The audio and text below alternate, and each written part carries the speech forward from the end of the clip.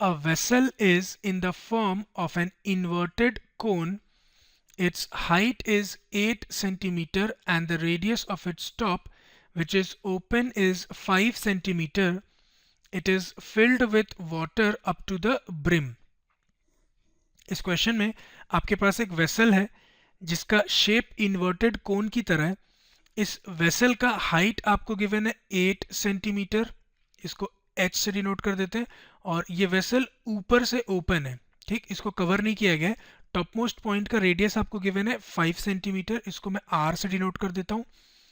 इस वेसल को पूरी तरीके से वाटर से फिल कर दिया गया है, मतलब फर्दर अगर किसी ने वाटर और ऐड करने की कोशिश की तो वाटर ये वेसल होल्ड नहीं कर पाएगा, rather it will spill out of the vessel। आगे आपको बता रहे हैं when lead shots each of which is a sphere of radius 0.5 centimeter are dropped into the vessel, 1/4 of the water flows out। इसी vessel में जो पूरी तरीके से वाटर से फिल्ड था, किसी ने कुछ लेड शॉट्स को ड्रॉप कर दिया है। मैंने इस फिगर में जो ग्रीन कलर से छोटे छोटे सर्कल्स ड्रॉ किए, ये एक्चुअली लेड शॉट्स को डिनोट कर रहे हैं, और इनका नंबर आपको नहीं पता। फाइनली आपको इनका नंबर ही फाइंड करना। अगर आप क्वेश्चन देखेंगे तो आपको मिलेगा we have to find the number of lead shots dropped in the vessel. हमको फाइनली इन लेड शॉट्स का नंबर फाइंड करना है, और आपको गिवन है कि इन लेड शॉट्स का रेडियस है 0.5 सेंटीमीटर। मैं इसको R1 से डिनोट कर देता हूँ, और एक कंडीशन आपको गिवन है कि इन लेड शॉट्स को ड्रॉप करने की वजह से क्या हुआ, इस वेसल में से 1/4 वॉल्यूम का वाटर बाहर आ गया।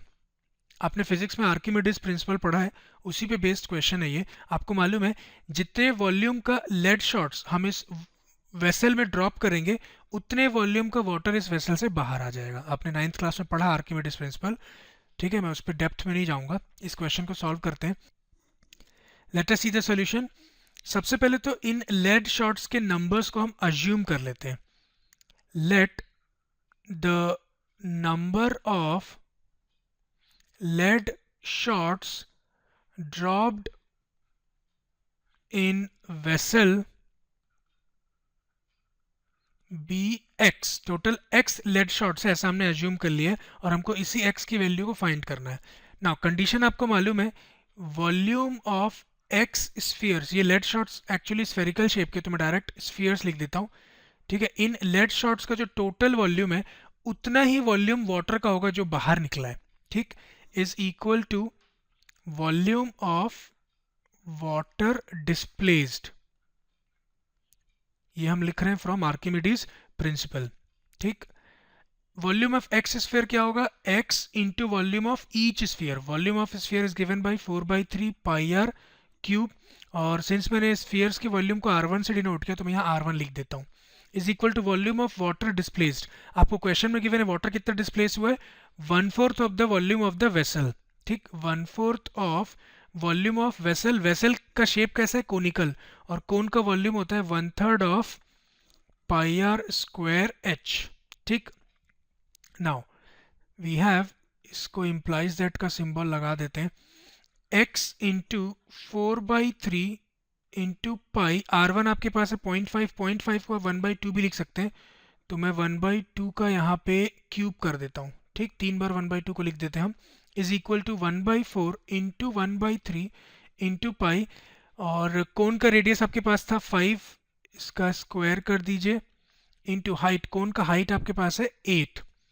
इसको फर्दर सॉल्व करते हैं, पाई से पाई कैंसिल हो जाएगा, और 3 से 3 कैंसिल हो जाएगा, 2 2 ज़ा 4, और अगेन ये 2 से 2 कैंसिल हो गया।